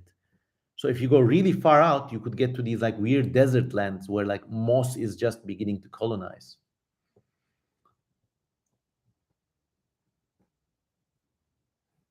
Imagine being in this infinite world and somehow you're cursed with immortality. So you explore one end of the world to the other, meeting endless cultures, meeting new people, befriending them, being lovers, maybe more. What a nice, nice world. I was actually working on such a story once, and if you follow me on Patreon, the drafts of this story are there for everyone to read. It's basically such a situation like this infinite grassland world. There's also an infinite ocean, by the way. It's this world where the map is like joined in two. The bottom half is an infinite ocean with world sized continents. The top half is an infinite grassland with ocean sized lakes. So that sort of place. And vast empty areas in between. And also clusters too. And also in this world, there's this one character who's like a priest or something, and he somehow acquires immortality, and basically he's charged with a task to go to the end of the earth, and in the story he would have infinite adventures. Of course, this was such a big concept I couldn't finish it, but I had lots of notes. Like this weird god compels him to travel, but then like 100 years into his travels, because he's immortal, also this world is populated by humanoid species, like a bit like Star Trek. But then there are also all these like weird other parallel evolution lineages. Like there were these like, for example, there were these people called Aksaman traders who have low frequency hearing, so they speak among themselves, but you can't hear them. They're like divergent baseline humans. But then in the next island, you got things like traders of the basalt island, but they just look like old-faced insects, and they're their kind of people. So this character was meant to travel to basically another continent-sized world where people are not quite the same, but he falls in love with a girl there and wants to settle down with her. Only she dies of disease, and because he's cursed with immortality, he has some like bad times there. And then basically he walks onward filled with regret, basically regretting ever meeting this girl or causing her to die or something. But as he walks, he gets further away from the human settled worlds to these like weird, incomprehensible alien worlds. So she becomes the only thing that keeps him company in his mind. And because he's immortal, his mind also is a bit distorted. So the memories of this girl live there for so long. I mean, this guy walks like literally for like 1200 years into alien realms inhabited by weird insects or like hexapedal creatures or pentapedal like starfish symmetry creatures or flying animals or whatever. So he's thinking about this girl in his mind. He's immortal, so he has immortal, like his brain capacity is kind of fucked. So his memories of this girl acquire this independent schizophrenic quality. So he begins to hallucinate her. The deeper he goes into the unknown.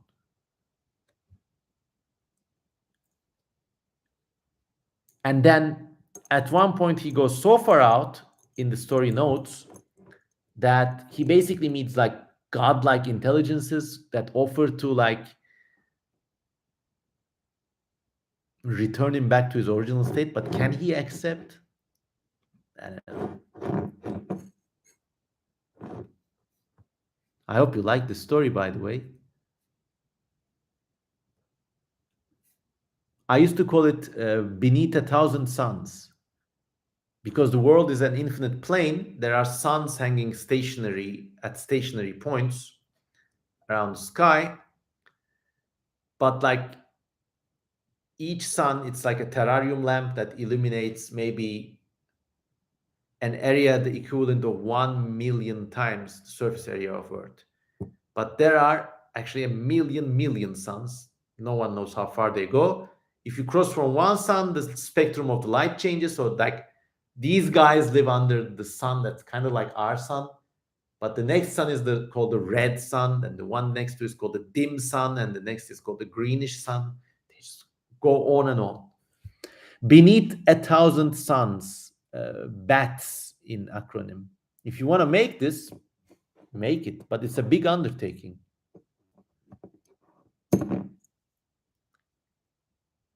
I don't really care in this universe about like how the universe was created. It's just like an infinite terrarium. Or also, each night, because everywhere keeps the same time, the suns dim at the same time. So there's like total night. And then in the morning, there's total morning. Well, each night, just before the sun's dim, there's like this flash all across the heavens. And it's a part of life there to such an extent that there are like flowers that only open when this light flash comes, or insects that fly to it, or whatever.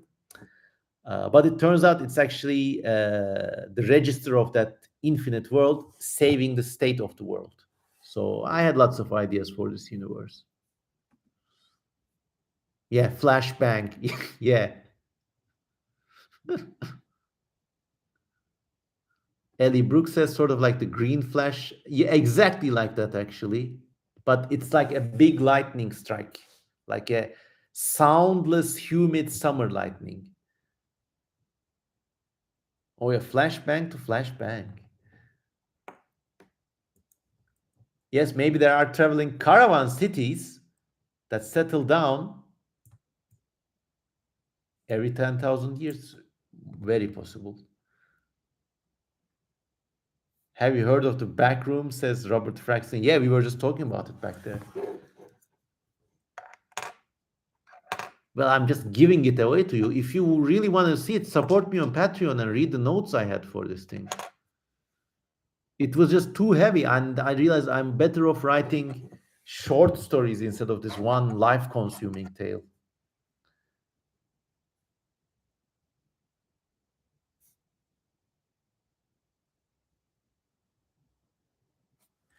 Phoenix James says, makes me think of Jack Vance meets the Niven's Ring World. Exactly my ideas. There was lots more going on there, like because it's an infinite world, there are like actually gods, but they're not real gods. They are just these like nanotech entities with the resources of a small industrialized nation state, and they have these like artificial organisms that are like jet fighters or jet bombers, and they're like marauding land invaders and stuff, like lots of stuff going on. Well, you have to get to the original file, which is only on Patreon, and like, come on, chill out a little. I'm telling all these tales.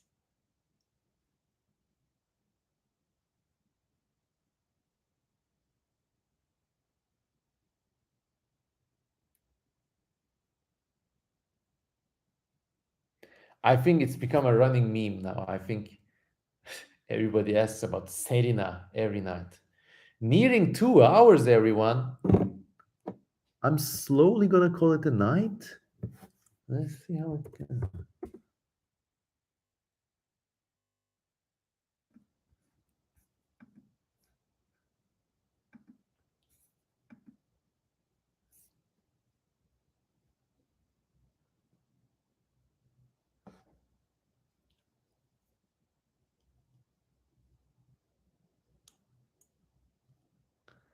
Yeah, a lot of I'm getting a lot of suggestions for this infinite world beneath 1,000 suns story. Guys, read it first. I already wrote like 70 pages of stuff already with like lots of footnotes. Read it first. Read it first. If I ever find you, CM Kozaman, I'ma show you the flash bang. Okay. Vaguely threatening, but okay.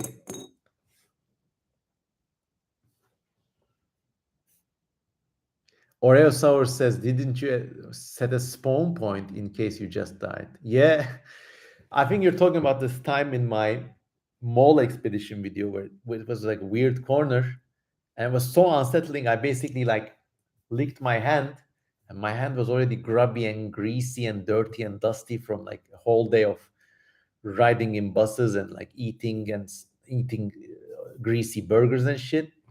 And then I like splattered my hand onto a wall, made a nice big mark. Actually, a few months later, I went back to that same mall. The mark was still there. So the save point still exists.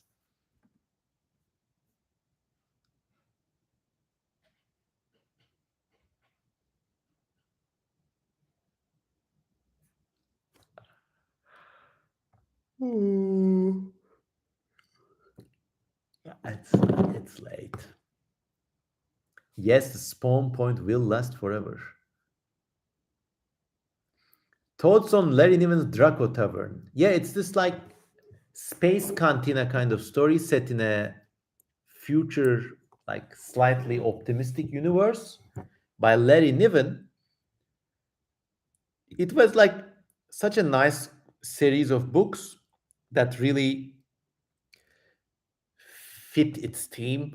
And there are these weird aliens. Some of them are very rare. I like that series. A multi-species cantina, unfortunately, I don't think it is feasible unless all the species evolved on the same planet. But even then, like, could you really have a drink with an elephant? I think you could if the elephant could talk back. But how about other intelligences like dolphins and stuff? If these species all share the same planet, then maybe, but alien intelligences coming together and drinking and eating, I don't know if there were like if there really are monadic human like if there really are aliens that exist as individuals like we do, then it's a likely maybe diplomatic place. It wouldn't be a place where you could eat together, but it would be a place where you could just like a chat room, just sit and talk.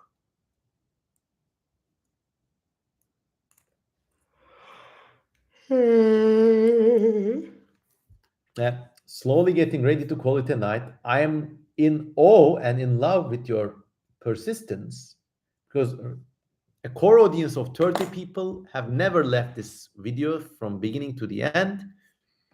And I'm just so happy you joined me for this journey.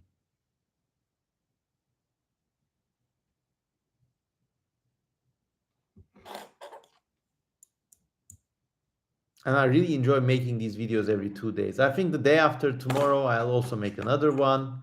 Let's make it a summer thing, huh?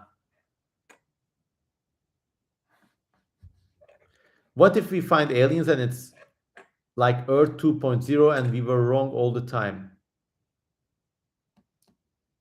You know, it's weirdly plausible.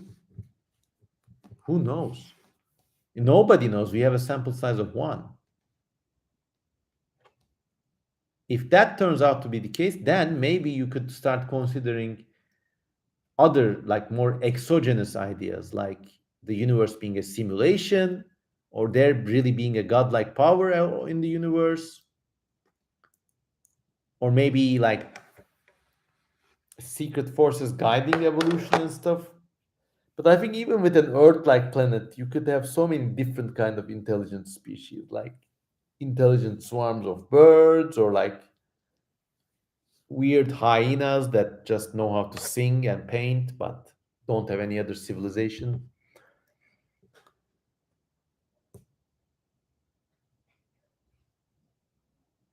If humans were segmented like insects, how would that look like?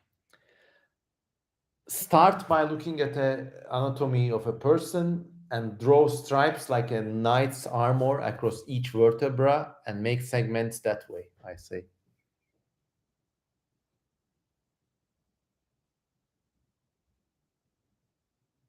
Today for my stream, see Cyborg mixed coffee into chocolate. You're the best. I was gonna have coffee, but basically The place I recorded the two early podcasts is a mess, and that's where the coffee shit machine, like kettle, is. And in this room, I just have the cold stuff.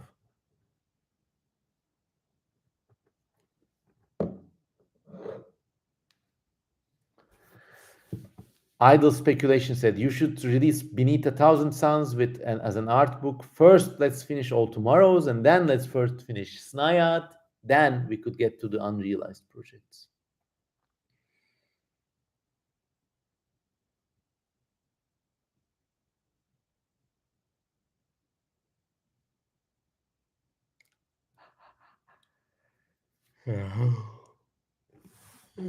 Nearing 2 hours. Such a nice, nice night. Thank you all.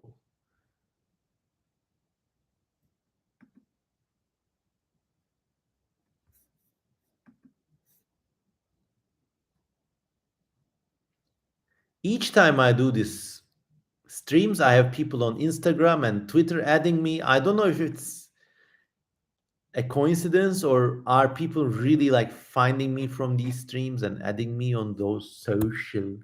I don't know.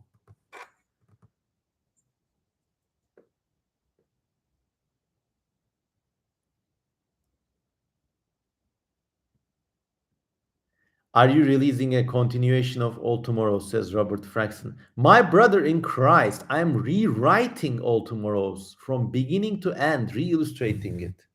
And it's over 200 pages long at this moment, and I'm like 70% complete with the writing. I haven't started with the illustrations yet.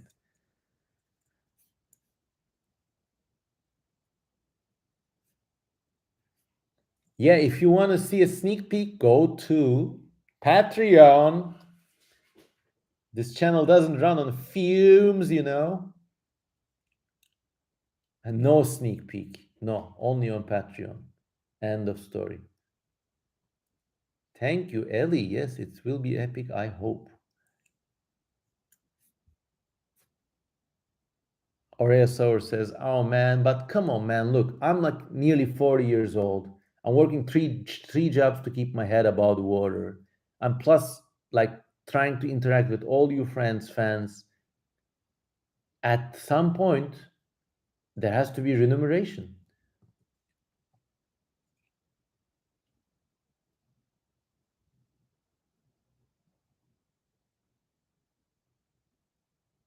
C Cyborg says, very nice. I really admire this. I always thought your other works far outshone All Tomorrows. That's how I felt actually, until millions of people decided they feel otherwise and they really liked it. So I must have done something right. So because I want All Tomorrows to be in the standard of everything else I've been doing, well, I'm doing it a rewrite.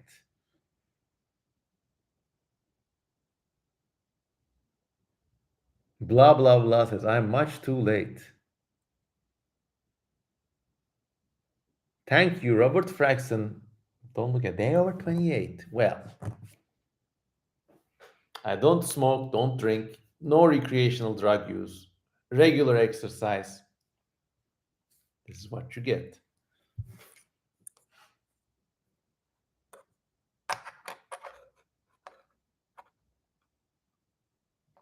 Thank you.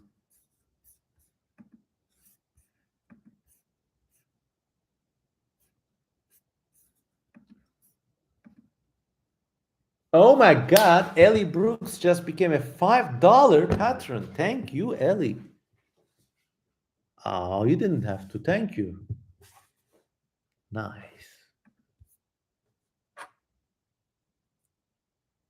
You should get Gert Van Dijk's Furaha book when it's released, says Idle Speculation. I actually met Gert, Mr. Van Dijk, in Tetsukan, and we really got along well. He gifted me a poster. I gifted him some Snayad art. Win-win.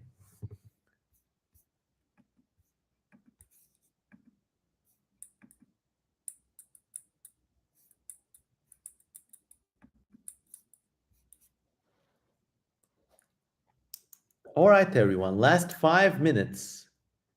Any other final questions? I'm gonna go to bed when the counter reaches 2 hours. Bed is just behind me. Just go sleep, wake up, sleep, wake up. YouTuber burnout.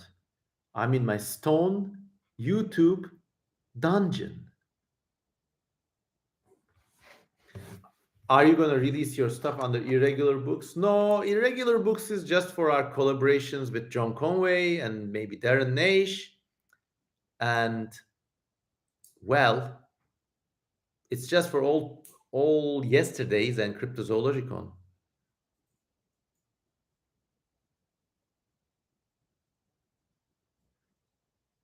I've been asked about where's Kadrina, the pet cat. Away. C Cyborg says your spirit art is otherworldly and underrated. If you're interested in selling a painting for a crocheted work and money, well, if you want to send me like free gift artwork, just send me an email. I'll send you my mailing address. Oh yeah, 5 minutes from 2 a.m. Weed Lord asks, "What's the meaning of life?" I don't know. It's to feel alive. Just be happy and make others around you happy.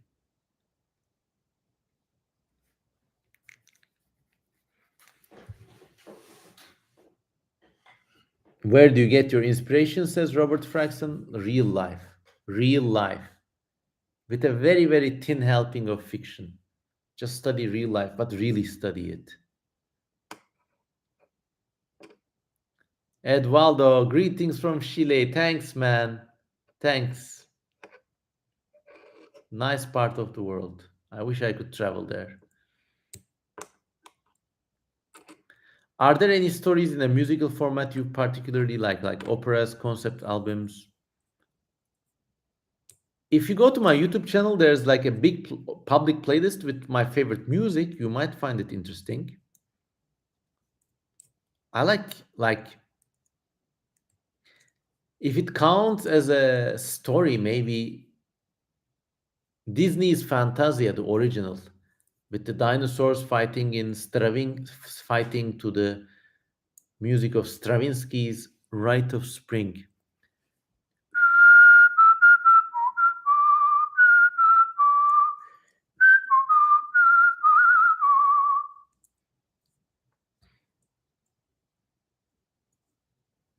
Is there any franchise you'd love to be a part of? Says maybe.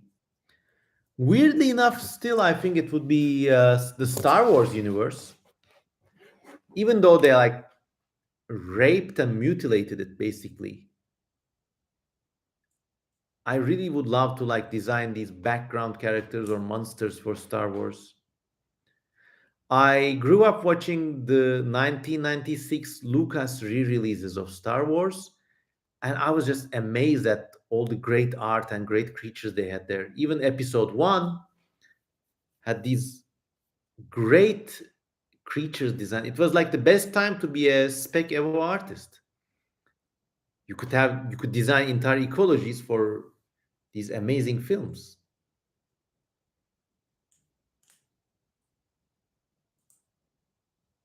I once barely briefly considered maybe like I would love to create things for Rick and Morty. Not that anyone was asking, of course. It was all happening in my head.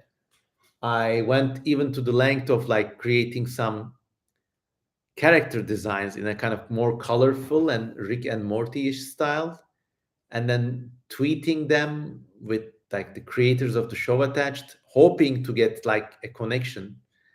But then I realized two things. One, this thing is always a buyer's market. If you're a good creature designer, almost no one comes knocking, almost no one. Number two, Rick and Morty turned out to be a bit of a shit show, to be honest.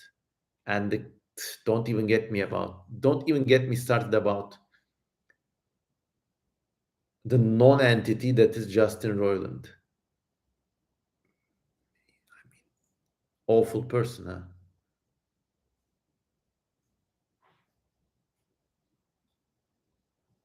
Yes, there was an art book about the wildlife of Star Wars, which is one of the best spec over books ever.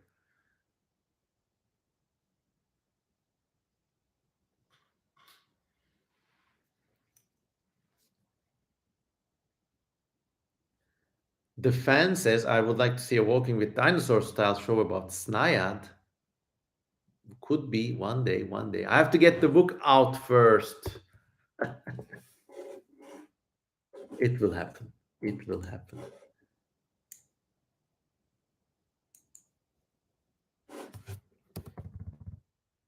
Just 1 second, some final messages.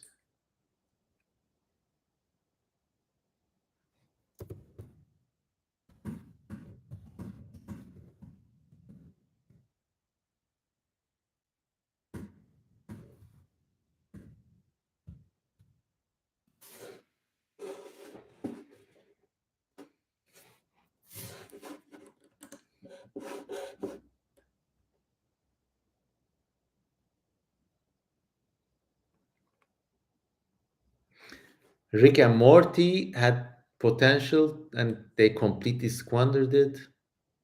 Well, this is always a problem when you have some original stuff and you want to grow it, but you just have to make more and more and more and turn it into a grind. But like the freshness and originality of those first few seasons, could it even be replicated? Who knows?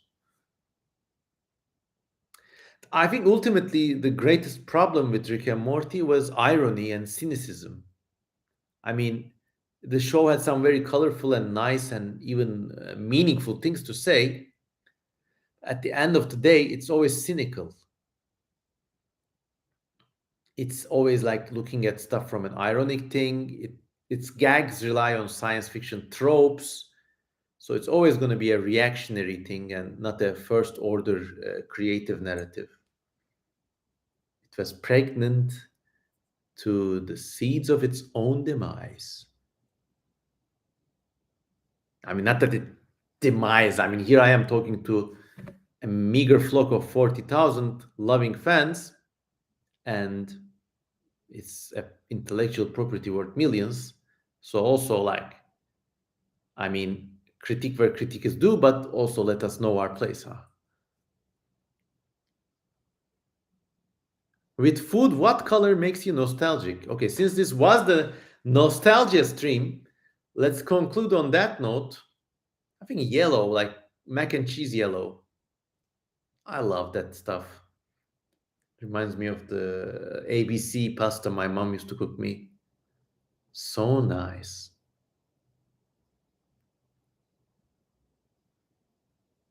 Yes, ending on a positive note.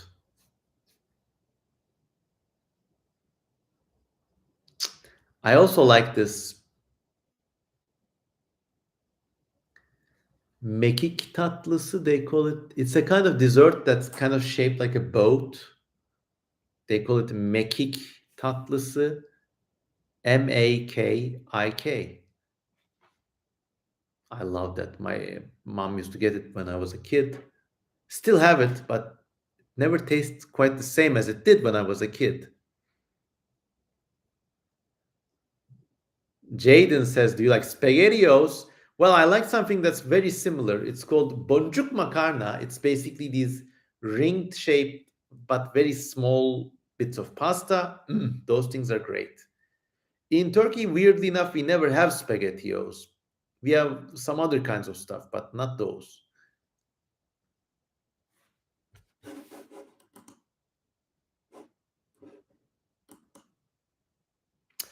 All right, everyone. With that being said, thank you all. I think this is a night for me. And well, this was a great night talking to you all. I think somebody set up a Discord server, send it to me on the links as a comment. Thanks to Oriasaurus for his flashbang comment, and I will mention his title in the comment section. As always, please, if you're listening to this after the broadcast, please consider supporting me on patreon.com. And it's been a great night, great summer night, wherever you are in the world. I hope you're doing all right. And as always, I love you all. goodbye.